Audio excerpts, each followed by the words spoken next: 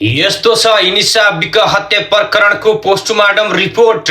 वीरेन्द्रनगर 1 मा बस्दै आएकी सुर्खेतकी 16 वर्षीय बालिका इनिसा विकको बलात्कारपछि हत्या भएको पुष्टि भएको छ। पोस्टमार्टम रिपोर्ट र पीडकको बयानपछि प्रहरीले उनको बलात्कारपछि हत्या भएको पुष्टि गरेको छ। गुर्बाकोट 6 बटखोला स्थायी घर भएकी इनिसा फागुन 23 गते बिहान वीरेन्द्रनगर 4 शहीद पार्क नजिकको जनजागरण सामुदायिक वनमा मृत फेला परेकी थिइन्। फागुन 23 गते पक्राउ परेका 16 वर्षीय युवक र इनिसा विगत 2 वर्षदेखि प्रेम सम्बन्धमा रहेको प्रहरीको दाबी छ।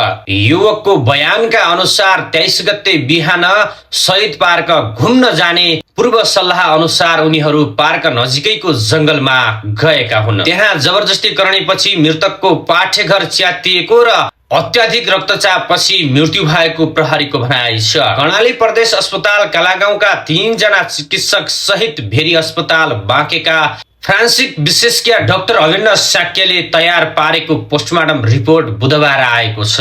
जबरजस्ती करणी गर्दा मृतकको संवेदनशील अंग च्यातिएको र अत्याधिक रक्तचाप हुँदा मृत्यु भएको पोस्टमार्टम रिपोर्टमा देखिएको डाक्टर शाक्यले बताएका छन्। पोस्टमार्टम रिपोर्टमा संवेदनशील अंग च्यातिएपछि अत्याधिक रक्तचाप भएपछि मृत्यु भएको देखिन्छ।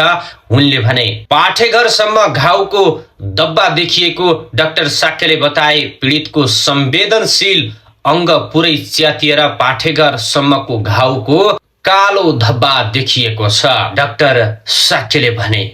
दर्शकवृन्द, उक्त घटनाको निष्पक्ष छानबिन गर्न र हत्यामा संलग्न सबैलाई कडा कार्यवाहीको माग गर्दै देशभर उनको पक्षमा सरको आवाज उठेको छ।